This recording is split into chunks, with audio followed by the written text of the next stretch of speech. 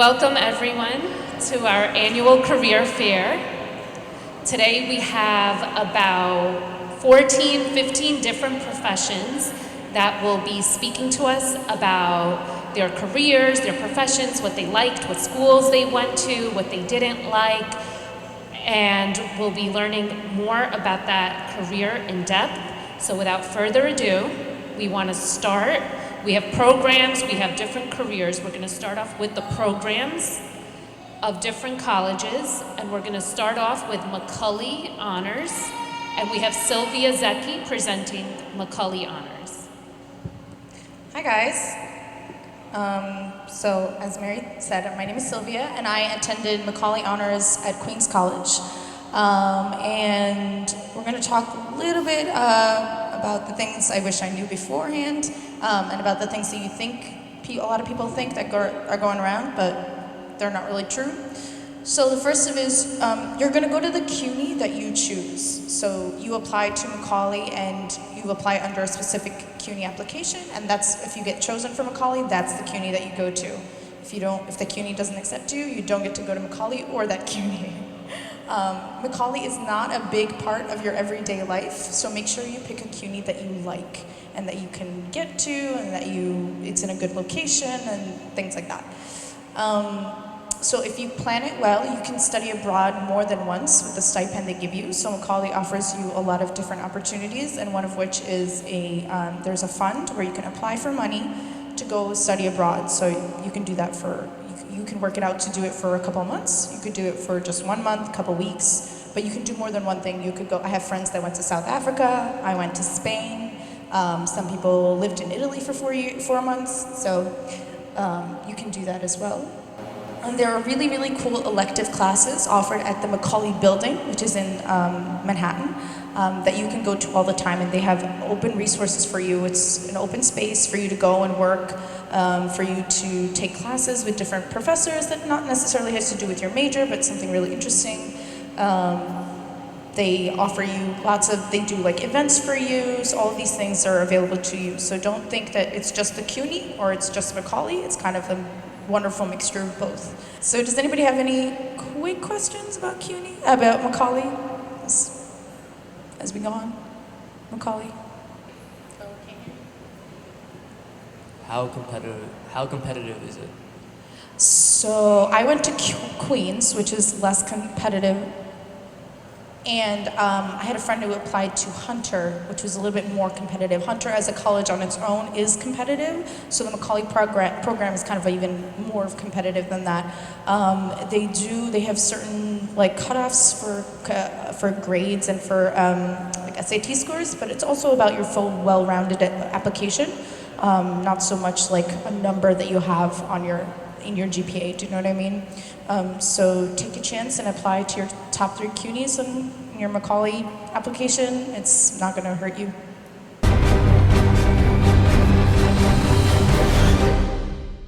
Hey guys, so I'm Mike, and I'm going to be talking about Sophie Davis, which I know a lot of you guys are interested in. So I'm just going to start with 3 things I wish I knew before entering Sophie. So this is kind of like a general rule that applies to all careers, but I think a lot for medicine. Talk to people, guys, and make connections, especially here in the church. You guys have an amazing network in the Coptic community. Everyone knows each other. A lot of people are Sophie alum, Sophie grads. They're currently like practicing physicians, residents. They're like in all stages of their career. So talk to people, get advice from them. How did they do their essays, their letters of rec, their interview tips and guides. So make sure you talk to people, like both inside the community and outside the community. And you're gonna see that come up with a lot of different careers. Another thing I wish I knew, guys, is that grades are important, but they're not the be-all, end-all. So you need to do activities that kind of strengthen your resume and your CV that make you stand out. Because the last thing a college, admissions person wants to see is like, all right, this guy or this girl, they're doing great in school, but like, who cares? How am I gonna remember them, right? You need to be that application that stands out from the bunch, and the way you do that is not so much by grades. Of course, grades are important, don't sleep on your grades, but you need to do things that make that application stand out. And again, this applies for all careers and for all stages of your life. Another thing I wish I knew before, guys, is that being in Sophie Davis, I'm currently a fifth-year student. Your friends generally will have more time than you, like more free time, and you're gonna get jealous of them. I'm just gonna say it straight up. It's gonna be late June. Most colleges end in like early May, mid-May. So they're gonna be free. You're not. They're gonna be traveling the world. You're not. But just know that the path you're on is extremely rewarding. There is light at the end of the tunnel. It's a long path, as Olivia will share soon, but it's definitely a rewarding one, as I'm sure she'll agree. So just stick to it. And now moving into some myth busters. A lot of people tend to say, or at least a lot of people told me when I applied and I got in, is that you won't have a life if you go to med school. Actually, Mina Awad was one of the people who told me that. He said, you're not gonna have a life. Say bye-bye to all your friends. We're never gonna see you. Your beard is gonna grow like 6 inches long. You're gonna have gray hairs, blah, blah, blah, blah. That's not true, that's all nonsense. I'm calling you out, Mina. You will have a life. I like to think I have a life, and I enjoy my life. I have a lot of fun, I'm very happy. But moving on to, but this is by no means to say that you're gonna have all the free time in the world. Like I just discussed in my previous point, you will definitely need to make sacrifices. There's gonna be a lot of weekends where you're gonna 100%, like it's gonna be before a big exam, you're not gonna be able to go out that weekend, even though all your friends are going out. You might not be able to hang out after church on Sunday, like, to get smorgasbord, or you might not be able to go to the beach. This is gonna happen, and again, it goes back to my previous point. You might get jealous sometimes, but keep that end goal in mind, right? There's light at the end of the tunnel. So you will have life. Don't let anyone tell you won't have life. You're gonna have fun. Mythbuster number 2, you will make a lot of money by being a doctor. So I know a lot of people associate doctor, money, whatever. They're gonna be millionaires. Not necessarily true. Med school is expensive. It can range anywhere between $45,000 a year to $80,000 a year. And that's not even counting interest and loans and debt and not even undergrad, right? So if you're going into this career for the money, like I know this cliche, do not go into medicine for the money. You're gonna be miserable. You're gonna spend the next 30, 40 years of your life doing this, so it had better be something that you enjoy, okay? So don't go into it for the money. Some careers are definitely more lucrative or more money making than others because medicine opens up a lot of doors. But at the end of the day, if you're not enjoying what you're doing, then you're not going to enjoy it. And why go into a career that at the end of the day you don't like, right? And last point and most important point, if you go to medical school or if you go to Sophie Davis, you don't have time for church anymore. This is like the biggest no. No. For any career you do, you will 100% have time for church. No matter how many exams you have, no matter how many credits you're taking, always make time for church. It's about managing your time. It's about dedicating that day, from 8 a.m., 8:30 in the morning to 3 o'clock on Sundays. You need to set that time aside, saying, I'm not going to study that time.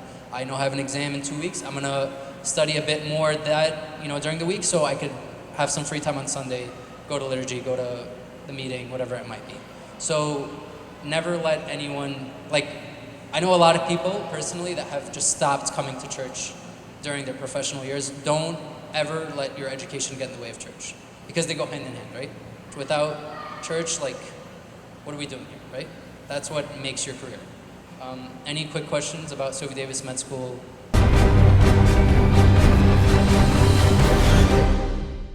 So I went to school at City College. The guys that haven't heard of it, it's in Harlem, and it's got architecture, it has engineering. It's really more in depth of technology. It has also Sophie Davis, which is an extension of it. So in architecture, before getting into it, I really had no idea. I just knew I liked building things, and I don't know if that's something that really, I thought about or just came to me. I just like how things come together, and so I started asking questions. So what profession does that? So in architecture, really, I never really had the idea of what specifically they do. So I got all the information I could possibly, and I started applying to all the architecture schools I could. I don't know if you guys know anything about, specifically about architecture, or have an idea? Anyone? Okay. So the idea here is that where in school it's all theoretical, conceptual. So you have the idea of drawing things, putting things that are in your mind onto paper, and actually building it with your own hands. So coming through the 5 years, so this is a 5-year program, you learn how to develop that into a practical sense, from the conceptual to actually, the building that you're sitting in right now, which is a church. How do you put in together all these, parts of the church and to make it an actual place of service and prayer? So these are the kind of things that you think of for every type of building that you design. In the real sense, after coming out of school, you really have to now see how you can apply that. So that's really the struggle, I think, is when transitioning from actual study basis into the real world. So really, I think where you guys stand is first understanding whether if that's the profession for you, if that's something that you want to do. And I would really reach out and talk to someone that has done it, and go to their place of work, ask them as many questions, try to really intern if that's something that you're interested in. So if you guys have any questions after, just let me know. Thank you. Thank you to all our professionals who took time from their schedule to speak to us about their careers. As you can see, there's so many different careers out there that are proven to be successful. In the end, whatever you choose to do, we wish you all the success, and may you do it to the glory of His holy name.